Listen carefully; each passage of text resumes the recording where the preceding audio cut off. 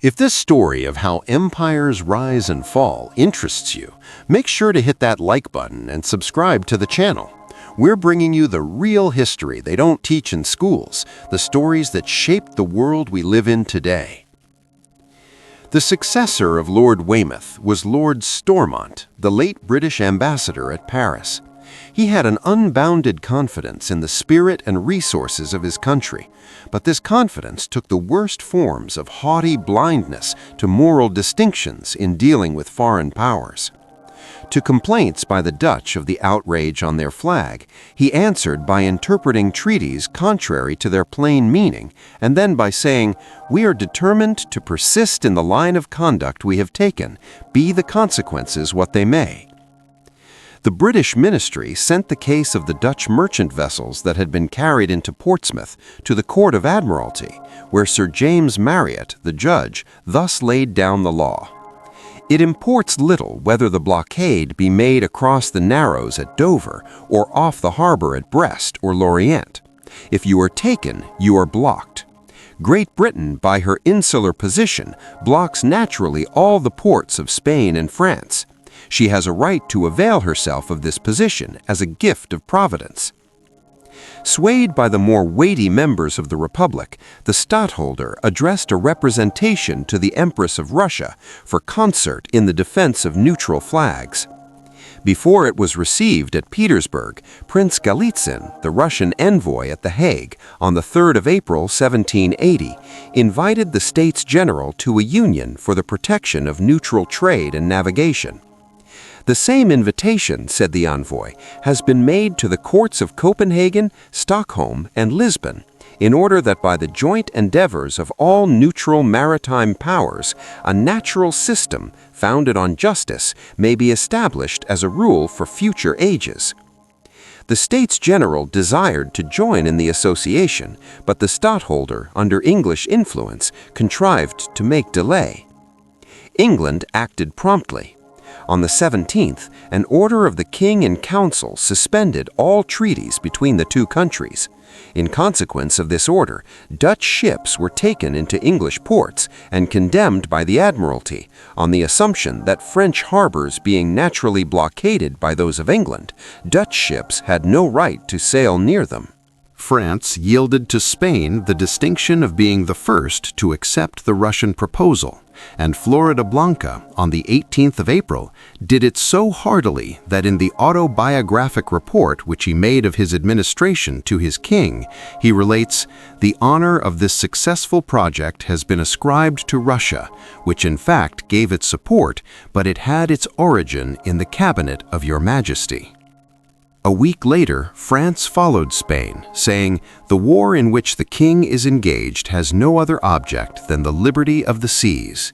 The king believed he had prepared an epoch glorious for his reign in fixing by his example the rights of neutrals.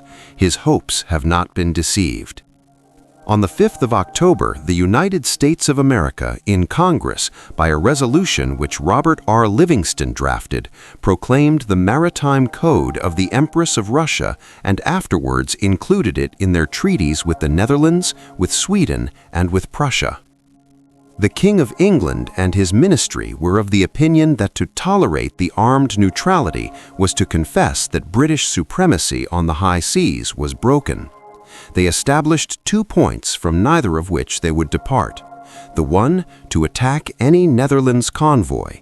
The other, to prevent the association of the Netherlands with Russia at all hazards. Even Lord Shelburne, the chief of the opposition in the Upper House, condemned the Russian manifesto as an attempt by a nation scarcely known as a maritime power 30 years ago to dictate laws of navigation to Great Britain. Lord Camden denounced it as a dangerous and arbitrary edict, subversive of the first principle of the law of nations. Yet the British government avoided expressing any opinion on the rules which had been laid down. An ambiguous and trimming answer was given. Such is the narrative of Harris. We seemed equally afraid to accept or dismiss the newfangled doctrines. I was instructed secretly to oppose, but avowedly to acquiesce in them. The neutral powers on the continent, from Archangel to Constantinople, one after the other, accepted the Code of Catherine.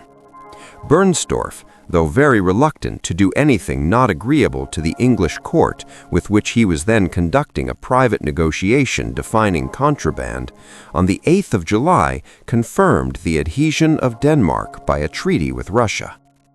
Gustavus of Sweden set forth to the belligerents that the principles of Russia were his own, and on the 21st his kingdom acceded to the treaty between Denmark and Russia, and Denmark to that between Russia and Sweden.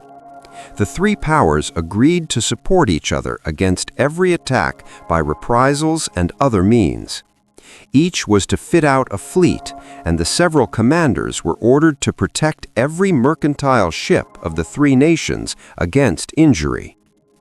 When in autumn it came to light that Bernstorff, in a separate treaty with Great Britain, had compromised the rule respecting contraband, the minister was for the time dismissed from office.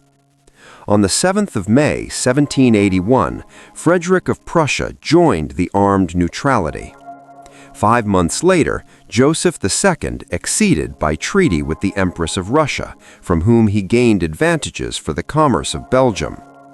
The accession of Portugal took place in July 1782, that of Naples in February of the following year, that of the Ottoman Porte in September 1782 by its treaty with Spain, confirmed in June 1783 by its treaty with Russia. After the British had suspended every commercial treaty with the Netherlands, Stormont wrote to York, "The best way to bring the Dutch around to their senses is to wound them in their most feeling part, their carrying trade. The success of our cruisers has hitherto fallen much short of expectation." So, on the 30th of May, 1780, in a time of interrupted peace, York was instructed to collect the best intelligence on the voyages of the Dutch merchants, that British cruisers might know where to go for the richest prizes. The condition of the Netherlands was truly difficult to be borne. Their honor was trifled with, their commerce pillaged. They were weak and without promise of help from any side. Their stadtholder did not support them. They anxiously awaited the arrival of each English mail to learn by what new measures the British cabinet would abuse their power and how many more Dutch ships had been seized. The Republic had no part to choose but submission to Great Britain or an association with Russia. The draft of the convention, which the Empress had directed to be offered to Sweden, Denmark, and the Netherlands, arrived in June. The Grand Pensionary and the country wished at once to accede to the Confederacy of the North, but the stadtholder, who in May, acting in the interests of England, refused to take a step till the conduct of all the other neutral powers should be thoroughly understood, in June would not listen to any treaty with Russia unless it should include a guarantee of the possessions of the Republic in both Indies. The commissioners for the Netherlands found in Panin a statesman who regarded the independence of America as a result very advantageous for all nations, and especially for Russia, and who did not doubt that England would be forced to recognize it. In the course of September, he drafted a convention which he held to be the only possible one between Russia and the Republic. The draft did not include the wished-for guarantee of the Republic's possessions in America, at the Cape of Good Hope, and in India, but if the Republic should be attacked on account of the convention, the other powers were to take her part. A separate article declared the object of the armed neutrality to be the restoration of peace. At the same time, couriers were dispatched to the courts of Stockholm and Copenhagen, so that, against the return of a favorable answer from The Hague, all things might be prepared for receiving the Dutch Republic into the League of Neutral Powers. Every step of this negotiation was watched by England. Yet the ministry, who were all the time seeking an alliance with Russia, disliked the appearance of going to war with the Republic solely on account of her intention of joining the armed neutrality. In October, Henry Lawrence, whom the United States had accredited to the Netherlands for the purpose of raising a loan, was taken on his passage to Europe, and among his papers was found the unauthorized project for a treaty concerted, as we have seen, between Neuville and William Lee. To Lord Stormont, the transaction appeared to be the act of individuals, and Hillsborough owned that the States General had had no knowledge of the treaty, which had never been signed except by private persons. But the resolution was instantly taken to use the Lawrence papers so as to give the properest direction to the war. To produce upon the public mind a strange and startling sensation, Lawrence, after an examination at the Admiralty before the 3 Secretaries of State, was escorted through the streets of London by a large guard and confined as a state's prisoner in the Tower, where he was debarred from all intercourse and from the use of pen and paper. When the courier from Petersburg arrived at The Hague with the treaty which Pranine had drafted, Stormont saw there was no time to be lost. On the last day of October, York announced that the States General, at their meeting in the first week of November, would disavow the transaction between Amsterdam and America, but would decide to join the Northern League. On the 3rd of November, this dispatch was laid before the king. On that same day, the States of Holland, after full deliberation, condemned the conduct of Amsterdam for the acts which Great Britain resented, and resolved to give to the British government every reasonable satisfaction, so as to leave not the slightest ground for just complaint. Even York, who saw everything with the eyes of an Englishman, thought their conduct rather fair. Yet Stormont would brook no delay. The British cabinet, well aware of the peaceful intentions of the States of Holland and the States General, with the approval of the king, came to a determination to make war upon the Republic unless it should recede from its purpose of joining the Northern Confederacy. In the very hours in which this decision was taken, York was writing that a war with the Republic would be a war with a government without artillery, in want of stores of all kinds, without fleet or army, or any one possession in a state of defense. The memorial to the States General was drafted by Lord Stormont himself, and was designed to conceal the real motives of Great Britain under a cloud of obloquy relating to Amsterdam and by demands impossible to be complied with. The memorial was not to be presented if the ambassador had certain information that the majority of the provinces would refuse to join the Maritime League of the North. "We do not wish," wrote Stormont, "to give a deep wound to our old and natural allies. Our object is to cure their madness by stunning them into their senses." On the 6th, York represented to the stadtholder the opportunity of the Republic for repentance and amendment. The prince, shrugging his shoulders, answered, "I foresee consequences which may be fatal to my house and the Republic." York replied that the stadtholder might do a secondary and passive kind of service by starting difficulties and delaying the fresh instructions to the ministers at Petersburg.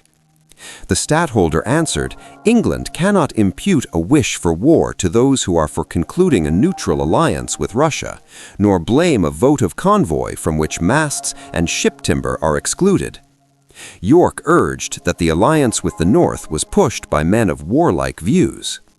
The stadtholder answered, "The regents in general have not that view." York turned the conversation to the negotiation with America. The stadtholder observed, "I have reason to believe Holland will, as it ought to do, disavow and disapprove that transaction." "And give satisfaction, too?" asked York. The prince answered, "I hope they will communicate their disavowal to England." But he did not deny that the plurality of the provinces was in favor of the connection with Russia on the terms which that empire had proposed. Just after this interview, York received from Stormont an inquiry as to where blows could be struck at the Republic with the most profit, and on the 7th of November, York replied, "This country is by no means prepared for war. It is the fashion still to suppose a war against England impossible. The executive part of the government has been averse to it all along. As to the Dutch settlements in the East and West Indies, their own avowal proves them in a deplorable state. But Saint Eustatius, above all Saint Eustatius, is the golden mine of the moment. This letter of York was received by Stormont on the 12th, and the passage relating to Saint Eustatius was secretly sent forthwith to the British Admiralty for its guidance. Already on the 10th, York had presented to the States General Lord Stormont's memorial. The king insists, so ran its words, on the exemplary punishment of the pensionary Van Berkel and his accomplices as disturbers of the public peace and violators of the rights of nations. His Majesty flatters himself that the answer of your high mightinesses will be speedy and to the purpose in every respect. To pass over in silence so just a request will be deemed a denial, and His Majesty will think himself obliged to take such steps as become his dignity. 3 days after the delivery of the memorial, York caused it to be printed. It seemed to the patriots singular for the English to demand the punishment of Van Berkel when they themselves did not even bring Lawrence to trial. People in the towns under English influence said Van Berkel and his accomplices deserved to be de-witted. If a small mob receive the deputies of Amsterdam when they next come here, the affair will be soon decided. But how promise for work with the tools I have? The die is thrown, wrote Stormont to York on the 14th, as he asked him again for the best information respecting all the vulnerable parts of the Republic. At that time there still reigned among the Dutch confidence in peace. On the 23rd, the States of Holland, acting on a communication from the stadtholder, entirely disavowed and disapproved whatever had been done by the burgomasters and regents of the town of Amsterdam respecting negotiations with Congress. The States General confirmed the disavowal and declared their wish to preserve a good understanding with England. Every post brought to the Court of London concurrent proofs that the cities, the people, all the branches of the government, all the ministers desired to continue at peace. The stadtholder, the great partisan of England, thought that the Dutch government had done enough to remove from itself every suspicion. Yet on the 1st of December, Stormont renewed the demand for the immediate punishment of the Amsterdam offenders. On the 5th, he asked of York some ideas for a manifesto, for he was preparing to send secret orders to seize the Dutch settlements in the West Indies. Then, on the 16th, before he even knew that his second memorial had been presented, having been informed that on the afternoon of the 11th, the States General had resolved to make the declaration required before admission to the armed neutrality, he sent orders to York as soon as might be to quit Holland without taking leave.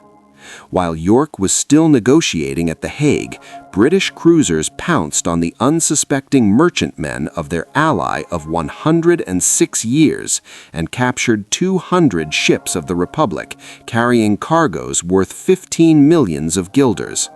4 days at least before he left The Hague, a swift cutter was sent to Rodney at Barbados with orders founded upon the ambassador's letter of the 7th of November to seize St. Eustatius. Suddenly, on the 3rd of February 1781, the British West India Fleet and Army, after a feint on the coasts of Martinique, appeared off the island and demanded of de Graat, the governor, its surrender within an hour. The surprise and astonishment of the inhabitants was scarcely to be conceived. Unable to offer resistance and ignorant of a rupture between Great Britain and the Republic, the governor gave up his post and its dependencies, invoking clemency for the town. The wealth of the island, which was a free port for all nations, astonished even those who had expected most. The whole of it being one continued store of French, American, Dutch, and also English property. In the words of Rodney, all the magazines, the storehouses are filled, and even the beach covered with tobacco and sugar. The value of the merchandise, at a moderate estimate, considerably exceeded 3 millions of pounds sterling. Besides this, there were taken in the bay upwards of 150 merchant vessels, a Dutch frigate and 5 smaller vessels of war, all complete and ready for service. 30 richly freighted ships which had left the island about 36 hours before were overtaken by a detachment from Rodney's fleet and captured with the ship of 60 guns which was their convoy. The Dutch flag was kept flying on the island and decoyed no less than 17 vessels into the port after its capture. 3 large ships from Amsterdam, laden with all kinds of naval stores, were taken and carried into St. Christopher. At St. Eustatius, in the order of sale, English stores were, for form's sake, accepted, but all property was seized, and the confiscation was general, without discrimination between friend and foe, between neutral powers and belligerents, between Dutch and British. A remonstrance from British merchants, written by the King's Solicitor General in St. Christopher, Rodney scorned to read and answered, "The island of St. Eustatius is Dutch. Everything in it is Dutch. Everything is under the protection of the Dutch flag, and as Dutch it shall be treated." Besides St. Eustatius, all the settlements of the Republic in South America were taken during the season. Of the Dutch possessions in Africa and Asia, the undefended Cape of Good Hope as the halfway house on the voyage to India, the feebly garrisoned Negapatam, and the unique harbor of Trincomalee on Ceylon were held to be most desirable objects for Great Britain. The Dutch Republic was relatively weak, yet if her finances were impaired, it was by debts contracted during her alliance with England and in rendering service to that power. The administration of Lord North lost its remaining influence on the continent of Europe by this cruel and unjust war.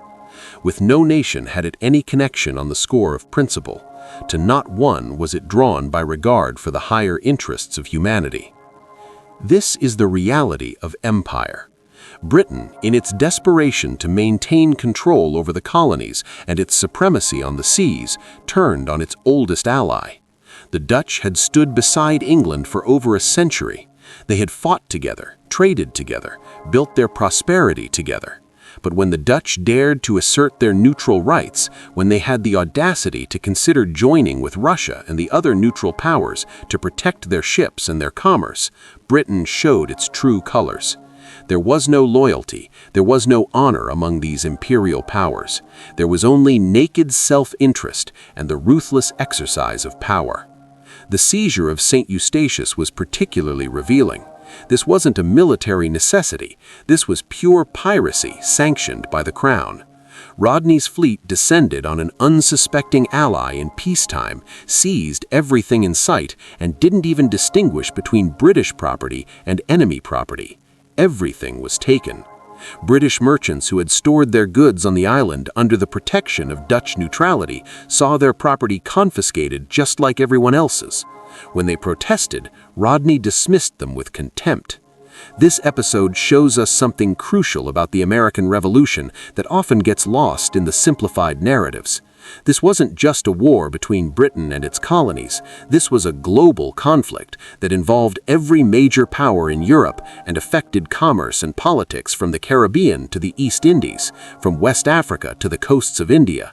The armed neutrality organized by Catherine the Great of Russia was a direct challenge to British naval supremacy. Every neutral power in Europe, from Scandinavia to the Mediterranean, joined together to assert the principle that neutral ships had the right to trade freely, that the high seas belonged to all nations, not just to Britain. The Americans, even in the midst of their own struggle for independence, recognized the importance of this principle. Congress, through Robert R. Livingston, formally adopted the Russian Maritime Code.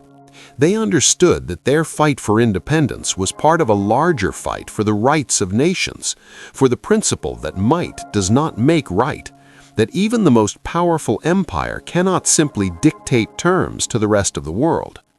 The treatment of Henry Lawrence illustrates the same point. Here was an American diplomat accredited to the Netherlands for the legitimate purpose of securing a loan for his government. He was captured at sea, and among his papers was found a draft treaty that had been negotiated by private individuals, never signed by any government, never authorized by Congress. Even the British acknowledged this. Stormont admitted it was the act of individuals.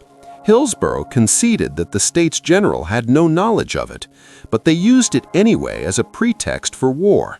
and they made a public spectacle of Lawrence, parading him through the streets of London with a large guard, throwing him into the Tower, cutting him off from all contact with the outside world, denying him even pen and paper. This was how the British Empire dealt with those who challenged its authority. The Dutch Republic found itself in an impossible position. Its stadholder was sympathetic to England and tried to delay and obstruct any move toward alliance with Russia. But the merchants, the cities, the states of Holland all recognized that they had to choose. They could submit to British bullying and watch their commerce destroyed, their ships seized, their flag dishonored. Or they could join with the other neutral powers in asserting their rights. They chose to stand up for themselves, and Britain immediately declared war. Think about what this means. Britain was already at war with its American colonies. It was at war with France. It was at war with Spain. Its treasury was exhausted. Its forces were stretched thin across the globe. Its generals and admirals were failing to achieve decisive victories. Its government was weak and divided. And in this situation, it deliberately provoked a war with the Dutch Republic, an old and faithful ally, solely because the Dutch wanted to join a defensive league of neutral powers. This wasn't strategy. This wasn't rational policy. This was the blind arrogance of an empire that refused to accept that the world was changing, that other nations had rights, that British power was not unlimited. The consequences were predictable. Britain won some easy victories against an unprepared opponent. Rodney seized St. Eustatius and looted it thoroughly. Other Dutch possessions fell into British hands, but these victories were Pyrrhic. The loot from St. Eustatius, instead of enriching the British treasury, became mired in legal disputes. British merchants whose property had been confiscated sued for compensation.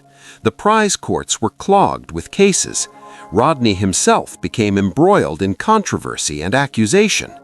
Meanwhile, the Dutch Republic, driven into alliance with France and the American states, added one more enemy to the list of powers arrayed against Britain. Most importantly, Britain's attack on the Netherlands destroyed whatever remaining moral authority it had in Europe. Every neutral power watched with alarm as Britain demonstrated that no treaty, no alliance, no profession of friendship meant anything when set against British self-interest. The message was clear. If Britain would turn on the Dutch, its ally of more than a century, what faith could any nation place in British promises? The armed neutrality of 1780 became one of the most significant developments of the entire revolutionary period. It established principles of international law that would endure long after the specific conflicts of that era were forgotten. The idea that neutral ships have the right to trade freely, that blockades must be effective and not merely declared, that contraband must be clearly defined, that neutral goods on enemy ships and enemy goods on neutral ships should be treated differently. All these principles emerged from the armed neutrality and became part of the foundation of modern international maritime law. Catherine of Russia, whatever her motives, created something larger than she perhaps intended. She brought together the neutral powers of Europe in defense of a principle. Frederick of Prussia, Joseph of Austria, the kings of Sweden and Denmark and Portugal and Naples, even the Ottoman Sultan, all joined in asserting that there were rules that even the great powers must follow, that the rights of smaller nations deserved respect. And the United States, still fighting for its very existence, recognized that its cause was part of this larger movement. American independence was not just about Americans governing themselves. It was about the right of peoples to determine their own destiny, about the principle that governments derive their just powers from the consent of the governed, about the idea that there are limits to what any power, however mighty, can legitimately do. The administration of Lord North, by its attack on the Netherlands, demonstrated the bankruptcy of British policy. With no principle to guide it, with no vision beyond the preservation of British dominance, with no understanding that the world was changing and that the old imperial systems were dying, the British government lurched from one disaster to another. It alienated its colonies. It drove France and Spain into alliance against it.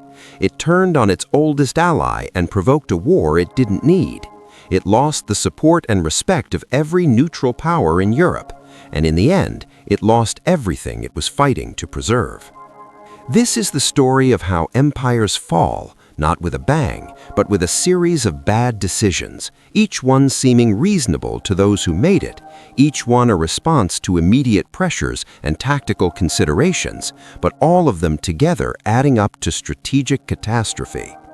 The British Empire in 1781 was still powerful, still rich, still capable of projecting force across the globe, but it had lost its way.